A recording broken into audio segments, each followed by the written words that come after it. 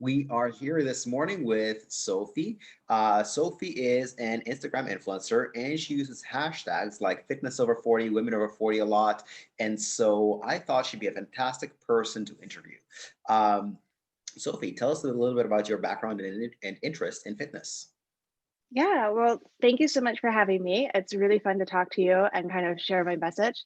So, my background is nothing kind of professional. It is Yeah.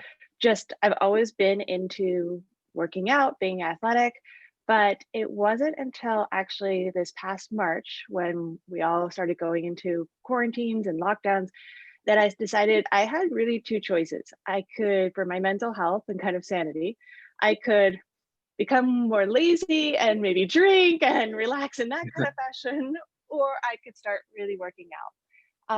And I had worked out in the past, but never to the level of, or consistency that I started to um, since kind of really April. And I found, some online YouTube people who were giving at home workouts and started doing those and then started kind of making my own. And just it came from a place of wanting to be healthy. And then Yeah. it became even more of like I'm getting stronger.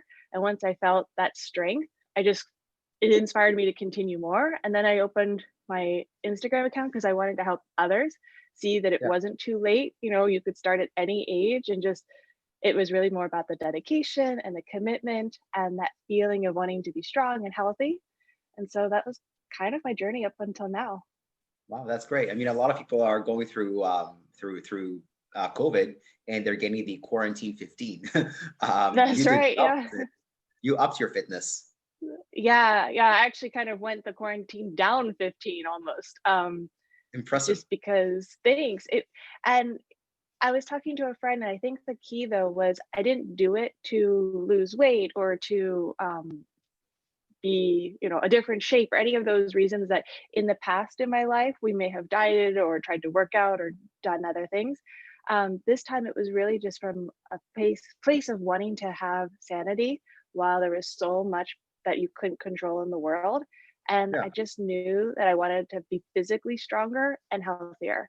And I think that mental approach made it more enjoyable to work out. And then as you saw the results, that just kind of further increased your excitement. You're like, oh, this is really working, and I'll continue to do it. So, Yeah. You said something very interesting that you shifted your focus from weight loss and body composition to just general fitness, but not just saying I'm going to work out, but I have this goal. For example, I want to do the splits, um, yeah, or something else, which I think is a healthier approach than saying I want to lose weight because you can't control your weight. You can influence your weight, but you can't control it.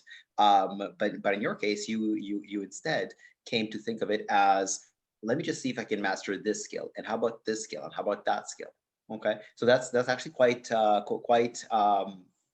healthy mindset, healthy perspective. How did you get to it? I have to say I'm just kind of a positive, bubbly, cheerful person. So Yeah, I think that just at my core kind of told me, look, why are you doing this? And I try to always tell myself, you should do things to make you happy. Um, and I was afraid because I'm a social person. So I knew going into kind of these quarantines and lockdowns, it was going to be really hard for me socially to kind of be in isolation. And I needed to have an outlet. I needed to have those happy endorphins. And so I just said, okay, working out is where I can put a lot more of my focus now. Focus that I probably, was just scattered all over, not paying attention to things. I'll put yeah, it into working out and make it my dedication. And then the challenges were a fun way to kind of make it different each month. I was like, okay, well, I'm going to try something new. So it started with the splits.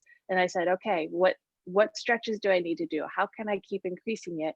And it was an extra kind of personal challenge to say, okay, and now it's been 2.5, almost 3 months, and I'm still working on them, but it's, you can see those small yeah, changes. And I think the incremental changes also help keep your focus because you have to realize that it's a long process, right? It's never something that you're going to wake up and be like, oh, I feel great and I'm so strong now and I can do all of this. It takes a lot of time and a lot of commitment and consistency.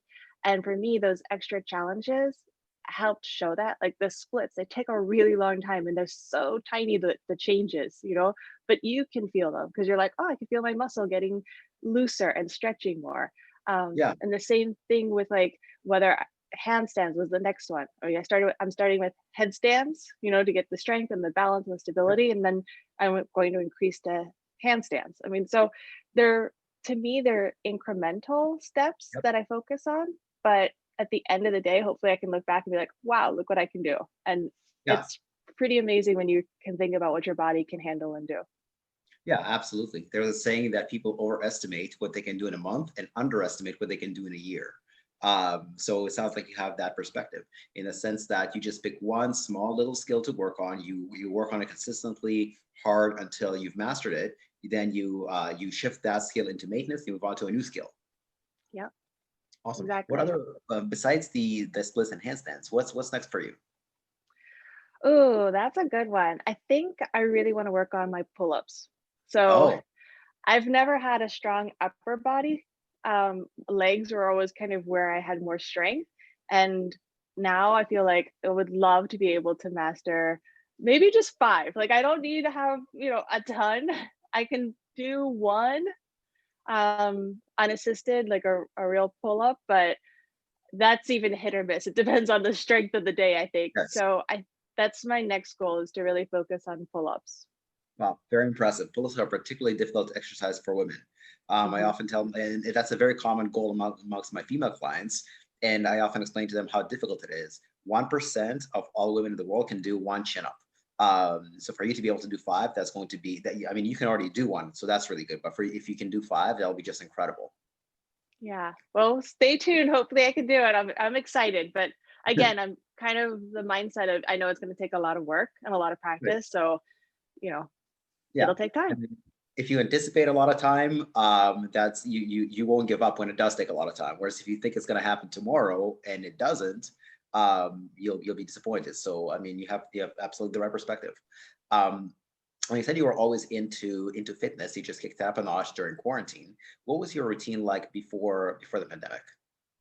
Yeah, great question because it's really varied over my life. And just to kind of go back and kind of give you an overview. So in high school, I always did sports. I did gymnastics when I was younger until I got too tall. And I always laugh when I say there was a team picture where I'm literally a head taller than everyone else, including the coach. And I was like, I think this might not be my sport. Right. Uh, um, but then I did track and soccer. I swam, so I was always really active. But unfortunately, when I was about 19 years old, I competitively sailed small boats in college, and I herniated 3 discs in my back. Oh, no. So I pretty much changed my entire physical ability. In the beginning, it was hard to even walk without pain, and I used to run. And so I had to stop running. I went to a doctor, and at that time, they said, I only have 2 options for you: do physical therapy and stop doing any high impact exercises, or we can fuse your discs together, but you're going to lose a lot of mobility and you probably won't be able to do half the things that you can do now. And that was a scary thought being so young, like under 20, to say, okay, well, I have a long life ahead and I may not be able to do most of what I want to do. So I took the approach of, okay, I'll just do physical therapy and we'll see how it goes. So I started really concentrating on Pilates, strengthening my core and my back, doing physical therapy, swimming, and I stopped running. Like I completely stopped 100%. And I didn't, and it wasn't that hard because physically it was so painful, but I really tried to kind of focus on low impact sports Right. that could still give me enjoy, like those, because I used to love to run. I used to love to be physical and jumping and all those kinds of things. So I had to kind of just shift my mindset. Started biking and hiking and swimming, paddle boarding now I love, and I ski. So I never let it stop what I wanted to do in life for Yeah. being physical. It just made me kind of shift my direction. So I did more Pilates and yoga, Right. instead of going to like a CrossFit gym or boxing. And now, they've been fine and I'm able to do almost everything except obviously like hike. For me, running and surfing are the two things that I probably will never do, and I just accept that because it's too high of an impact on your back. Right. But I don't let it ever kind of I don't ever sit there and say, "Oh, I'm not gonna do that because I might get injured." I just take it slow. I make sure that I kind of focus a lot on form and strength so that I know what my body is capable of, and then kind of take those baby steps to improve it so that I can reach the final goal. So that's Gotcha. kind of like my overall fitness. So there's been a lot of different types of activities. High impact when I was younger, and then moving to lower impact. But again, it I try everything because my attitude is if you don't try it, you don't know. You don't know if you're going to like it or you're not, or you might love it, you might hate it. You just have to at least give it a try. That's a great message. So it sounds like you just love fitness, you love movement, and so if you can't do one thing, well, that's fine. There's a million different ways to go about it, so you can find just a different way that you still like. Yeah, exactly. Awesome. And how has your routine changed since the pandemic? I've had more time to kind of Yeah. focus on my activity. So I think that helped. It really became more of a routine for me. I work out 6 days a week, but it's pretty short. It's like a dedicated hour where Right. I just focus, I do it, and then I feel great. And I've tried doing it in the morning, the afternoon, the evening, just to kind of see what works for my life. And I find that the morning, I'm not a morning person. So the morning, getting up super early just never fits well. But the afternoon to me has been the best just because it gives me kind of that extra boost to help me have energy and happiness throughout the day. But it's not so early that I'm dreading it when I go to bed. Yeah, So yeah. it's that was the benefit. I'm lucky enough to work from home, so I can have my workout now in the middle of the day, and it's been a real blessing. I think it's helped a lot for me to kind of figure out when is the best time to work out because I think it's different for everyone and their Yeah, style for and sure. their schedules. Totally. I like working out before either before lunch or before dinner. But if I do it first thing in the morning, it doesn't go so well. And if I do it, after dinner, it doesn't go so well. So it's definitely Yeah, about finding the right time for you. Totally. exactly. Um, and now a lot of people will watching this, they're going to think, well, she's in incredible shape. She's probably a personal trainer or a fitness instructor. She gets she has all the time in the day to exercise, but you're not. You're not even related to the fitness profession. You just like No, fitness. exactly. Yeah, I have a full-time pretty intense job. Luckily, I can work from home, but still, it Yeah. takes a lot of my time. Um, I have a family, I have other obligations. So, no, I definitely don't have kind of the whole day to just put my workout in whenever I want. But I think the difference is I made a priority first because it was time for myself, not Right. just to work out, but just mentally, like this was going to be my hour, my time. Yep. And I just decided, okay, well, I'm going to use that hour and I'm going to do at home workouts. I'd use resistance bands, light weights. They're pretty simple moves. You don't need a lot of space. You don't need a lot of equipment because you could do all the moves without, a resistance band or weights. And so I like that ability because I know even in the future, I can always if I'm traveling for work or if I'm on vacation, I can still do this fitness routine. It doesn't require anything extra. And I think that for me was key, finding something that fit into my lifestyle. Um, Yeah, yeah, absolutely. I mean, a lot of our clients, I mean, pre-pandemic, they used to travel a lot for a living, yep. and I always say, your body doesn't know whether you're in Canada, whether you're in the U.S., whether you're in Europe. Your body just knows if you're getting stronger or getting weaker. So you can Right. still do a lot of stuff with very little equipment or no equipment. Your body weight, elastic bands, stuff like that. Yeah. Yeah. And what's your nutrition like? Um, for me, so I've tried a lot of different things. I was a vegetarian for 15 years. Um, and now I'm no longer one. I ate actually a lot of meat. It just it fits my body and life better. I had Mhm. more energy, and I Yeah. I never kind of I think honestly, people's diets are really dependent on their own body and kind of what works for them. Because I have tried lots of different things.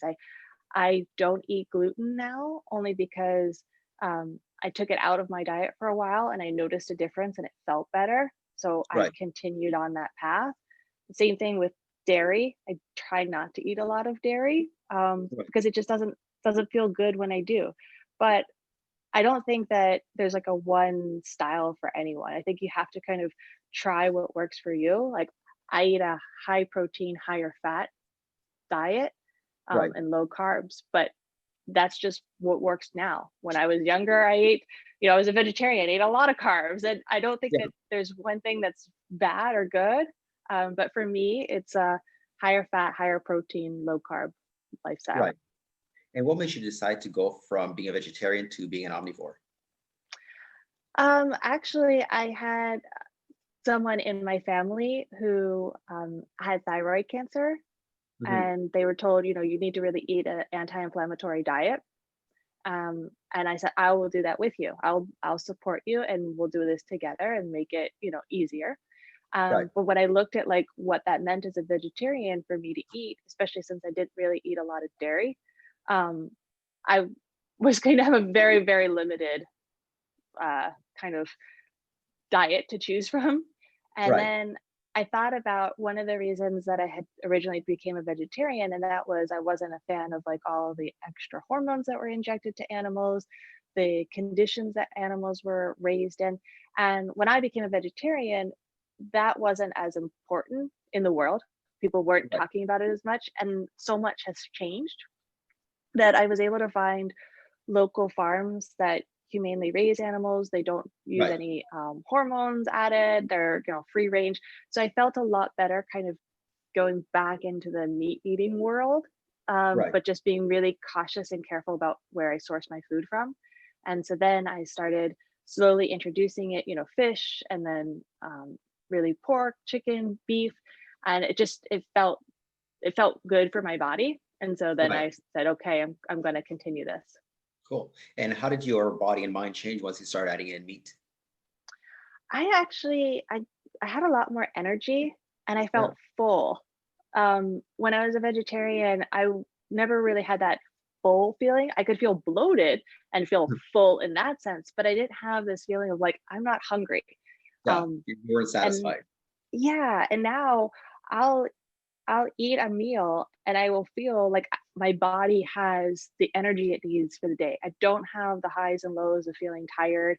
I don't really, I mean, I'll be honest, I still eat sugar. I wish I could give that up. And I think everyone should. It's terrible for you, but I'm being honest, like, especially right now with the holidays, I'll have a holiday cookie, but I don't beat myself up over it. I just kind of, realize, okay, that's what I'm having today. But um, eating more of the meat, especially for me, like the higher fat, higher protein style, I just feel satisfied. And then I don't tend to snack because I'm not hungry. And I think it taught myself how to really listen to my body and Yeah. say, okay, am I actually hungry or am I bored? Or am I thirsty? I find that's the biggest one. People are usually thirsty and Yeah. they don't drink water. They just think, oh, I'm hungry. Um, so, it's kind of, Yeah. I don't know. I try a bunch of different things and see what works. But I think Right. the key is you want to pay attention to your body. You have to kind of Absolutely. really listen to it. Yeah. And speaking of which, how did you like learn to listen to your body? Because a lot of people get stuck in either like thinking, almost on a religious sense of here's what I should do, but they don't listen to how do I Mhm. feel about that? How does my body feel on this kind of food or this kind of diet? But you've learned to listen. So how like or are there specific steps you took to be able to hear your body's messages, or did it just happen organically, naturally over time? A little bit of both. I can remember 1 month where I tried doing the Whole 30 diet. A friend was saying, and that's basically cut out a lot of things, sugar, alcohol, Yeah. and low carbs, and it kind of resets your body a little. And so during that month, I remember feeling all these different reactions to my body and trying to listen to them. Am I hungry? Am I frustrated? Am I bloated? Am I uncomfortable? All those things. And so once I kind of recognized how my body was really feeling on different days, then it was easier for me later to kind of keep listening and say, Mhm. okay, well, now I'm actually just thirsty. And I tried, that was another one of my challenges in life. Like, I'll try to drink a gallon of water a day. It was super hard for me, but I'm Right, always thirsty. So I started getting, these big glasses, like 24 ounces, so that I could just fill them up and then just drink, drink, drink, drink, and right, never have an empty glass. And it helped because then I realized, oh, I'm actually just really thirsty a lot of the time. right. And the same thing with like the food. I started to pay attention, like, oh, my stomach kind of hurts. Oh, I had cheese. That's why, There you go. So I think you have to come from the point of you want to actually listen to your body instead of saying, okay, I'm on a diet or I'm changing my food habits, Yeah, because you know, your best friend can be doing some different style of eating or some different diet, and it will be fabulous for them. But for you, it may have absolutely the opposite effect. You may feel tired, you may feel sluggish, you may feel bloated, and it just doesn't work. And I think you have to really listen to that and realize you have to figure out what works for you. right, right. I think the challenge that a lot of people have is that listening to your body is like you start to question yourself. Do I really feel this way? Is it just my imagination? Does it really Mm. work? Whereas with calorie counting, I mean, it's not necessarily simple, but it's straightforward. I ate this many calories or I didn't, or I ate Yeah. more or I ate less. Um, so that's where the challenge comes into listening to your body. But I find the results to be well worth it. Unless my clients are competing in something and have a deadline, I usually coach them into listening to their body and sensing their hunger and fullness cues. So it sounds like you came across that quite naturally. So good for you.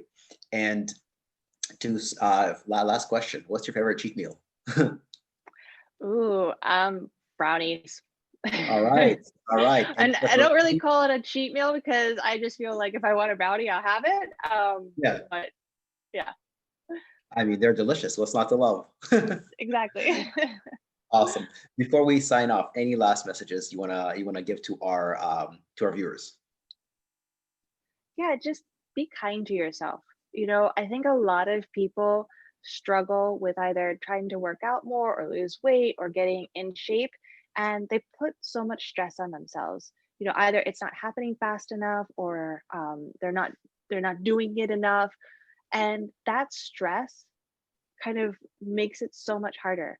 I say to people when I talk to them or even like on my Instagram, celebrate those tiny moments. You have to encourage yourself and really find happiness in what you're doing, because if you're only going to kind of push yourself and say, okay, I need to do this, I need to do that, you're forgetting all of the small steps it takes, and you'll forget to reward yourself, and then you're just going to lose motivation because you're going to feel like you're never accomplishing your goal because it takes a long time. So That's a fantastic message. How can our viewers find you on Instagram? yeah, so Sophie Drew James. So I have an account and I started actually posting some at home workout videos, really simple. So people can kind of watch that if they want some ideas. And I try to focus on that informed because I think when you work out from at home and you don't have anyone helping you, it's really important to know what you're supposed to be doing. So, Yeah. um, yeah, hopefully people will take a look. I hope they do because you Well, have a thank lot you of so much for having inspiring me. a lot of inspiring cool stuff. Thank you so much for doing this, and looking forward to chatting again soon. Yeah, great. Have a good day. All right, bye, Sophie. Bye.